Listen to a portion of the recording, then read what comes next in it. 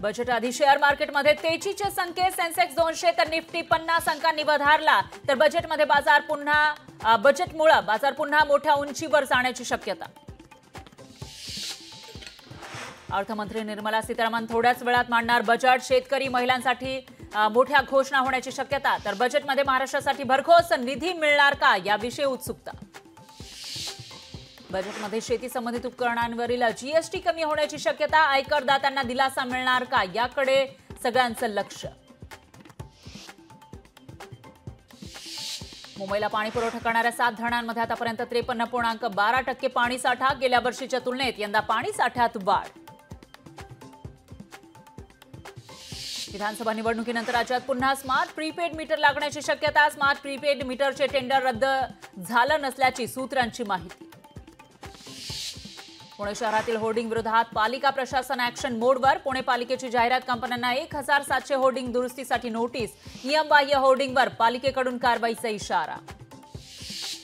मुंबईतील बेकायदा फेरीवाल्यांच्या मुद्द्यावरून हायकोर्टाकडून महापालिका आणि पोलिसांची खरडपट्टी. मंत्रालय राजभवनासमोर फेरीवाले चालतील का, कोर्टाचा खरमरीत सवाल.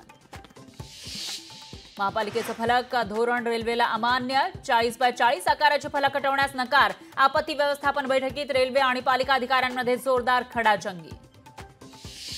राष्ट्रवादी आणि शिवसेना पक्ष आणि चिन्हाबाबत सुप्रीम कोर्टात सुनावणी. सुप्रीम कोर्टाच्या सुनावणीकडे राज्याचं लक्ष. आदित्य ठाकरेंचा मुख्य सचिव सुजाता सौनिक यांना पत्र. पोलिसांच्या सेवानिवृत्तीच्या शासकीय घराच्या भाड्यातील वाढीबाबत पत्र. सांगलीच्या चांदोली धरण परिक्षेत्रात अतिमुसळधार पाऊस. 24 तासात 110 मिलीमीटर पावसाची नोंद. तर नदीकाठच्या गावांना सतर्कतेचा इशारा. आमदार हिरामण खोसकर यांनी मुख्यमंत्री शिंदेंची घेतली भेट. शिंदेंसोबतच्या भेटीमुळे राजकीय चर्चांना उधाण. तर व्यावसायिकांसाठी भेट घेतल्याचं खोसकरांचं स्पष्टीकरण. पुण्यात झिकाच्या रुग्णसंख्येत वाढ. पुणे शहरात आतापर्यंत 33 जणांना झिकाची लागण.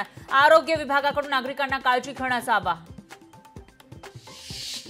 भाजप कोर कमिटीची आज रात्री 8 वाजता मुंबईत बैठक. सलग दुसऱ्या दिवशी विधानसभा निवडणुकीबाबत होणार खलबत. छत्रपती संभाजीनगरमध्ये महसूल कर्मचारी संपावर गेल्यामुळे लाडकी बहीण योजनेसह इतर सुनावणीच्या प्रकरणांना ब्रेक. दररोज 55 कोटींचा महसूल ठप्प. तर 500 फाईल पेंडिंग. लोणावळ्यामध्ये 24 तासात 153 मिलीमीटर पाऊस. जोरदार पावसामुळे धरणाच्या पाणी पातळीत वाढ. पालघर जिल्ह्यात मुसळधार पाऊस. वाडा, विक्रमगड, जव्हार परिसरात जोरदार पाऊस. पावसामुळे पिंजाळ नदीवरील पूल पाण्याखाली गेल्यानं वाहतूक बंद. दिल्ली दुपारी 4 वाजता काँग्रेस नेत्यांची बैठक. विधानसभा निवडणुकीच्या पार्श्वभूमीवर केसी वेणुगोपाल आणि प्रभारी रमेश चन्निथला यांच्या उपस्थितीत बैठक. मोदी सरकारचा बिहारला विशेष राज्याचा दर्जा देण्यास नकार. सध्याच्या तरतुदीनुसार विशेष राज्याचा दर्जा देणं शक्य नसल्याचं स्पष्टीकरण. मंत्रालयात आज राज्य मंत्रिमंडळाची बैठक. बैठकीमध्ये कुठले मोठे निर्णय घेतले जाणार याकडे लक्ष. राष्ट्रवादी एसपीचे प्रदेशाध्यक्ष जयंत पाटील नाशिक दौऱ्यावर. दौऱ्यावेळी जयंत पाटील जिल्ह्यातील 15 विधानसभा मतदारसंघांचा घेणार आढावा. अंतरबाली सराटीमध्ये मनोज रांगेंच्या उपोषणाचा 4था दिवस. सगळे सोयरेच्या मागणीसाठी मनोज रांगेंचं उपोषण सुरू. शिवसेना राष्ट्रवादी आमदार अपात्रता प्रकरणी आज सुनावणी. विधानसभा अध्यक्षांच्या निर्णयाला सर्वोच्च न्यायालयात आव्हान.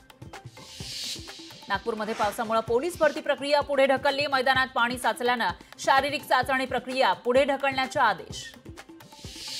लक्ष्मण हाकेंची ओबीसी जन आक्रोश यात्रा आज अहमदनगरमध्ये. भगवान गडावर दर्शन घेऊन यात्रा मार्गस्थ.